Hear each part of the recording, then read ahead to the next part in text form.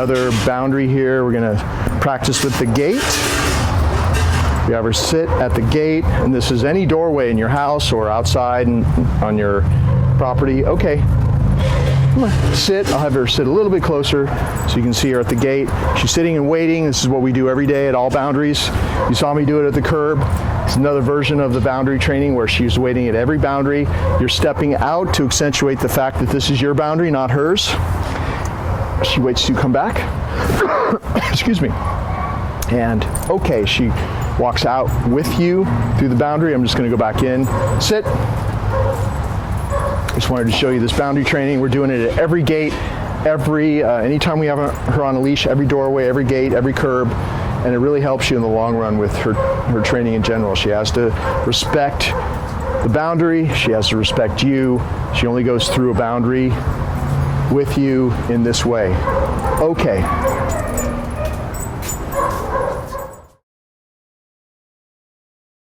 Okay, we're going to cross the street now.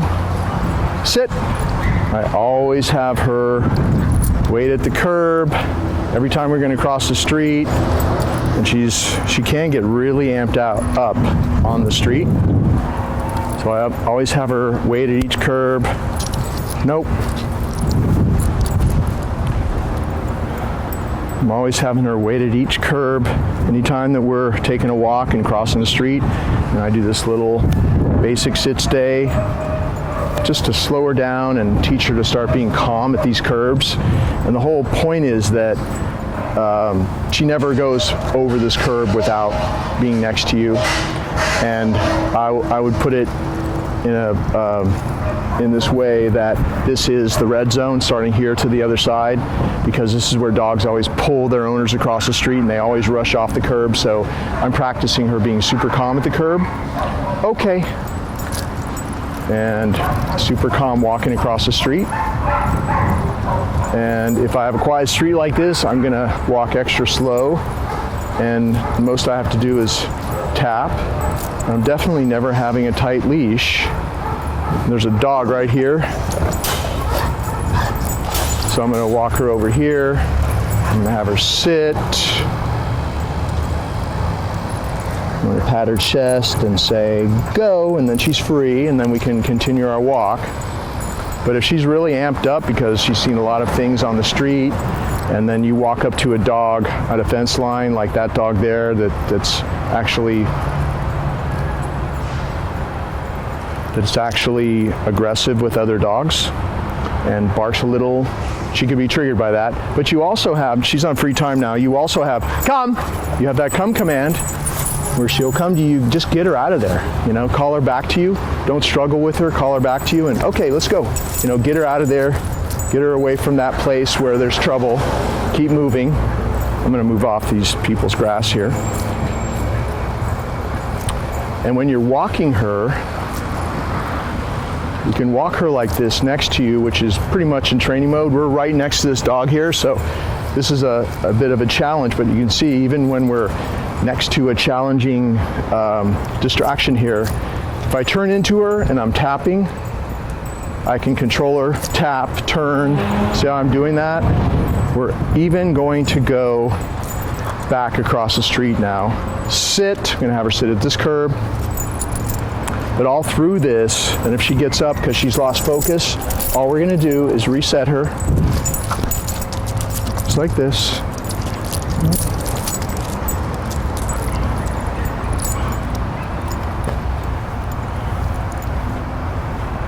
We're gonna have her sit.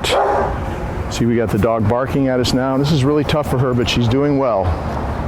Doing our little sit, stay at the curb. Okay, we're gonna cross the street, go back to where we came from.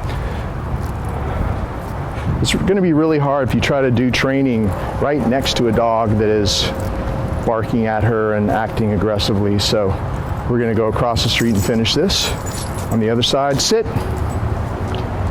And go. Now she's free again. Most of the walk should be like this.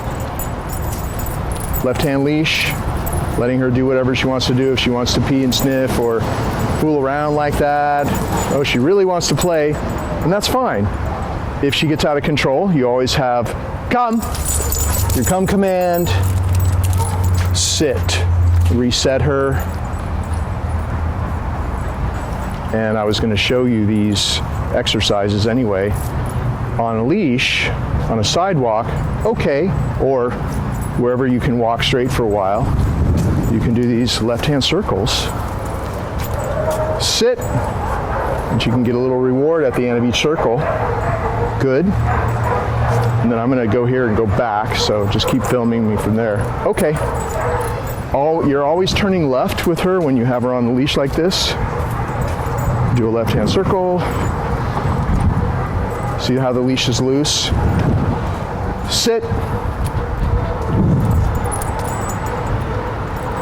And I will do, when I do this with her every day, I'll do 6 or 8 of them in a row, just, each like that, 10 feet apart, left-hand circle, sit, left-hand circle, sit. We'll do one more. Okay, one last left-hand circle. I don't have to do all 6 of them for you. Sit, eye contact, straight down, reward, good, go. So anytime that you want to get her back on track, if she's acting kind of crazy, which she can sometimes, she's a very, very reactive dog, call her into training mode, have her do some left-hand circles like that. Always keep the leash loose. Never do this. Never pull her around. She's next to you, you're always walking into her. You're always using your body to do the work. See how that just keeps the leash loose? It's also a super dominant move. You're never dragging the dog around, because a tight leash and trying to control the dog, especially a dog so reactive as her, is going to make her much worse. So you're using your body to step into her, or let's create a distraction there. Look right over there. Look. Create a distraction. Come! And calling her back to you. Good. She had an itch or something at the last minute there. So you're never pulling her to you. You're using the come command to, what do you got there? What's going on back there? You okay? I think she's fine. You're using the come command to draw her back to you. You're not dragging her back to you, because a tight leash will create stress and tension in the dog, and there's no leadership there. They usually will pull it away from you when you tighten the leash. So keep that leash loose. You can see throughout this video how I'm handling her on the street on a leash, and just make sure that you're always following those rules. Here we go. Sit. We're walking Jazz up to the person that we're going to greet, having her sit, stepping away, handing the person that is greeting Jazz, handing her a treat. She's going to offer it to Jazz. Jazz is going to wait until I actually allow her to go over. See how I'm patting her chest and saying, go ahead and offer the treat. Go say hi. Come. And I'm going to call her back to come to me. Good. So this is a self-control exercise. Sit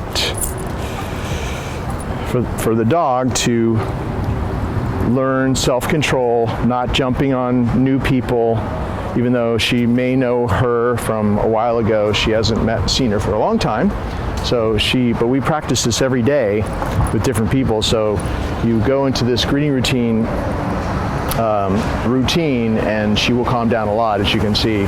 Just starting to calm down a little bit more as we start to do this. I'm just going to do it 3 times. See how she's waiting until I actually pat her chest and say, go. And then she gets petted. She doesn't jump. If she does, come. She actually, I hope you saw that, sit. She actually tried to get away because she was triggered to jump, and she knew that that's when she comes back to me.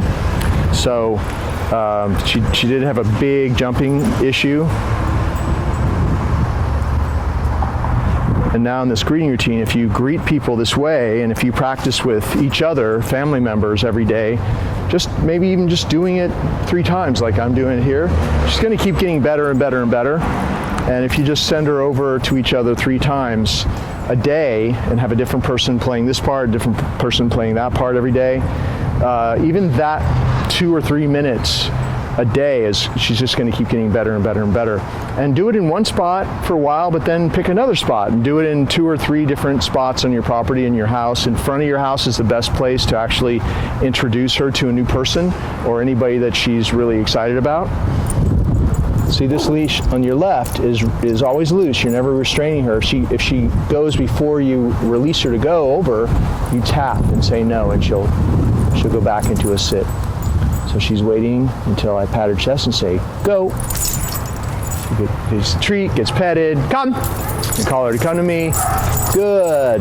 And also, you already know this, and you can instruct your visitors to do the same thing. If she jumps, no, the hands go away. If you struggle with her and try to push her away or correct her, it's just a game for her, and you'll actually perpetuate that problem. So she gets everything good, the treats, the pet. If she starts to jump, no hands until she stops, and you'll see she'll stop immediately, and then you get to pet her some more. And if she jumps again or she play bites, no. And it teaches the dog self-control, because they want you to pet them. All the dogs want to be petted. And if because of your timing, whenever you're petting, nope, I just felt her teeth on my hands. If you're doing that every time she does something, and you might be here doing this little exercise, I'm kind of doing it right now, nope, for 2 minutes or so, or you're petting, nope. As soon as you feel her teeth, nope. And that's why this exercise here, good. Two-handed petting, one hand gives a treat, the other pets. It's really good for that play biting stuff. Now, she doesn't play bite hard, but she is very reactive and super hyper. And so you can desensitize her to being petted by doing the two-handed thing like that. And you'll see over time, good, her mouthiness goes away. But if you correct it and you talk to her, you say her name and you correct it every time she does it with an elevated voice and some sort of correction, she's going to think you're playing, and this never goes away with the jumping as well. So we're doing it a different way. We're actually practicing, helping her practice the appropriate response to being touched, to being petted, or jumping. And we're manipulating behavior by feeding the behavior, literally in this point, feeding behavior that we want to see more of, and starving out the behavior that we want to not see anymore. So we're not giving attention to bad behavior through corrections, because it never ends that way. You'll be correcting the rest of her life. So this greeting routine is a great exercise to do. I just threw in that play biting and jumping little exercise right there as well. But you've got the sit stay, you've got the sending her over to say hi to somebody, you've got the come command. It's a great way to practice more than half of the training right there in a real life context. Meeting somebody new or greeting somebody that she's excited to see, either one.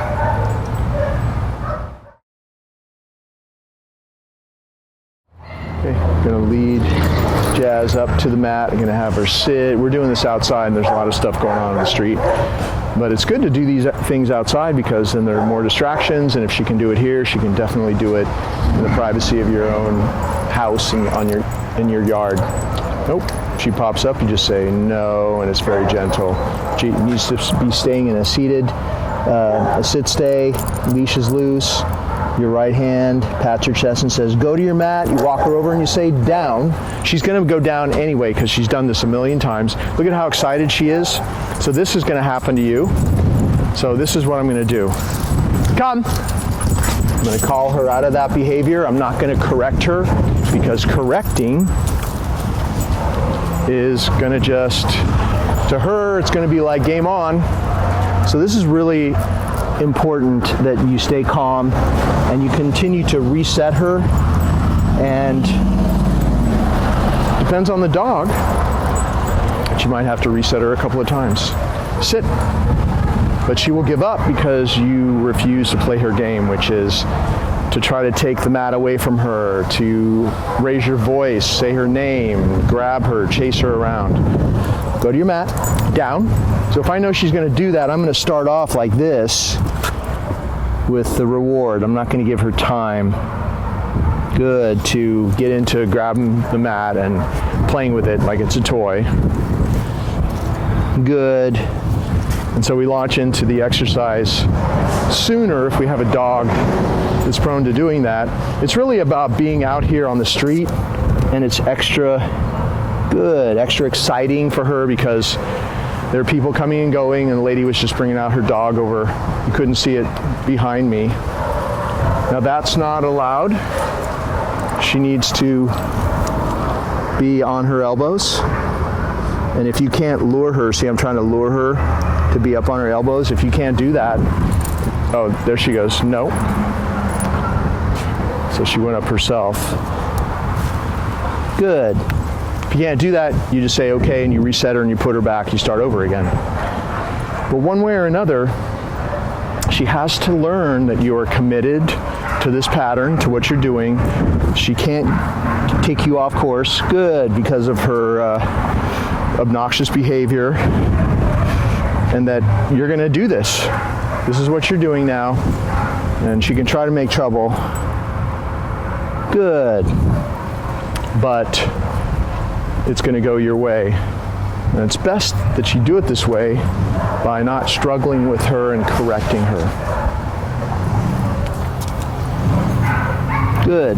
And this is, this is after 3 weeks of doing this with her. So she's done this every day. Actually, it's closer to 4 weeks now that she's been doing this with me. Today is her delivery day when she's going home. Good. You see each time how I make her wait until I place the reward on the mat. If she starts to come off the mat, you can just kind of step into her, touch her feet with your shoes or whatever you're wearing. She'll back up, and then make sure that the delivery of the food is like this, where she waits until you withdraw. See how fast that was? She's very reactive and very excited right now because we're out on the street with a lot of stuff going on. So I'm going to do this in a little bit of a different way because I want to slow her down a little bit. So I'm taking the treat like this, so I have total control over it. All I have to do is let go of it with my fingers.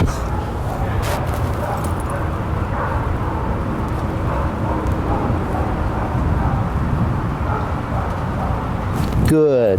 At least make her wait. If she's really excited and moving really fast like that, just take a piece like this, like I just did. Set it there. All you have to do is let go of it and withdraw. Make her wait an extra few seconds. No. Good.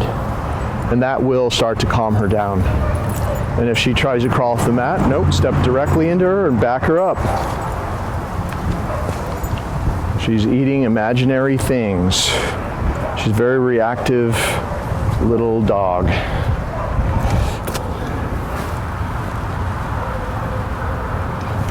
Good. So I've walked around her a bunch of times, and that's her downstay. I can pull on the leash and she won't get up. She knows that she only leaves that mat one way. Nope. Good.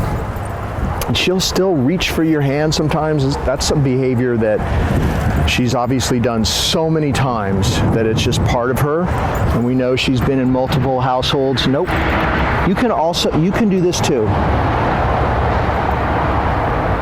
No. Good. See how I pushed her back? You could do that. Or you can try that. Or maybe this works better for you. Nope. Pulling back and saying no. Nope. Nope. If she touches your hand with her nose, you pull back.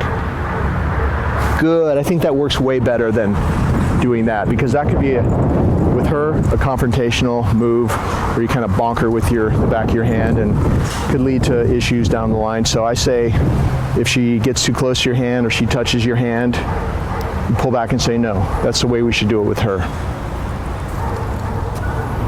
Nope. Good. Yeah, that's the way to do it. It works so much better. See how much space I got after I did that? So do it that way. We're going to release her off the mat now.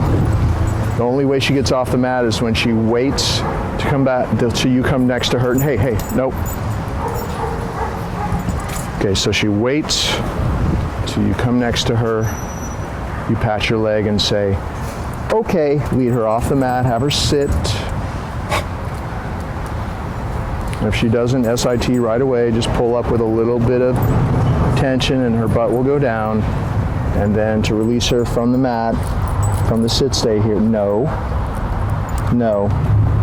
Don't let her touch your hand, nope.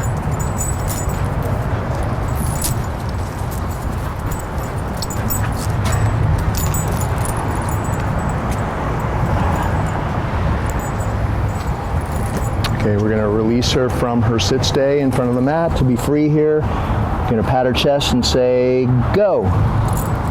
And she's free. Okay, let's go. So we're gonna send her in the crate, we're gonna have her sit, and then make sure that she really waits. And she's sitting, and then you say, go. She goes in. She always goes in when I send her in because all she knows is she goes in there and good stuff happens. In this case, we have it outside because it's easier, lighter here to film. But every time that we do this at night, for sure, we take off her little prong collar. And if we've had her out on the street, we take off the choke chain. We hang the prong collar on the door because if you don't do that, it gets tangled up in itself. So just hanging like that. By the way, when you hook the prong collar up to the leash, it's just hooked on the little funny shaped little buckle. That spacer in the middle is simply that, just a spacer, so you're not gonna touch that, and it should be like this, and it's really easy to put on. You just put it around her neck, right below her ears. It's the collar that's the highest up, so it's right there. You see throughout the videos, I'm not correcting her, I'm not jerking, popping, I'm not causing pain. If you cause pain, if she's yelping, that means you're using it wrong.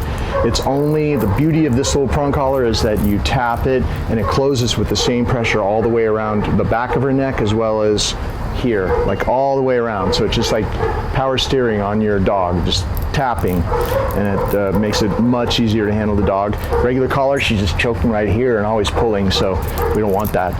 This choke chain is not used for training. This would be very dangerous. The only way that we use it is it's doubled up on the leash, so you've got the leash attached to both the choke chain and the prong collar. The prong collar ever comes off, this choke chain that's hanging loose will just come into play and you won't lose the dog out in public. But this would be very dangerous to use for training. It's only for safety, but this obviously would choke her and it could hurt her throat or something, so that's would be the very bad thing to do, to use this. So I just want to be sure it's only for safety and never even comes into play unless this prong collar comes off, which it might happen just every once in a while. So this crate is where we feed her in a crate. She gets her meals in there. Her bed is in there, or her bedding is in there. It's nice and cozy. Every time I send her in, she gets treats. Every time I go to take her out, I always come bearing a gift because I'm going into her little house, her little den. Dogs are naturally den animals, so this is her den. We've developed it as her den. I gave her a little treat, and now I'm going to hook her up. And it's already hooked up to the leash, so all I have to do is reach in there and just attach the leash. I do this little exercise with her. Good girl. Another boundary training exercise. Good. If she doesn't come through, see the door's wide open. If she doesn't run through, then she gets a reward. If she were to try to come out, I'd say no and do this. But if she waits, good, she gets rewards. Make sure when you're doing this crate's a little bit small. The crate you're gonna have for her is the next size up, so that would be the best size. But make sure that you put your hand in there so she's not hanging out the doorway, because if you do that, you'll teach her to stick her head out, and you don't want that. So I can step back to the end of the leash. Hope you can see me around this plant here. And she's gonna, nope. I can even say no and she'll go back. And if she does something like that, always end with a reward. And she's gonna wait until I actually say, okay, and she comes out. Come on, okay. And she knows that that's permission to come out. So it's a great little exercise to keep doing. We're doing the boundaries at the doorways, the gates, the curbs, her crate, her den. She loves her crate because in her mind, everything good happens in there. She eats, she gets food, she gets treats when she goes in, treats. Every interaction with us and her in the crate is super positive. It's obviously never used as a punishment in any way. She also chews bones in there, and whatever we found that she loves these certain bones that we already told you about, and she gets those only in there because I wanted to develop that place in there as like the coolest place ever. Like that's the place she wants to be all the time, and it's her little private den. So we control her access in and out of her favorite place, makes us more powerful, and it's a dominant thing that she can only go in and out with our permission. So you can be dominant in her eyes, change her perception of you by just controlling her access in and out of her crate. It's not the whole training, but it's a big piece of the puzzle that fits together with the other pieces of the puzzle, of all the other stuff we're doing, and really helps to manage her this way. So I would suggest you keep doing this at your house.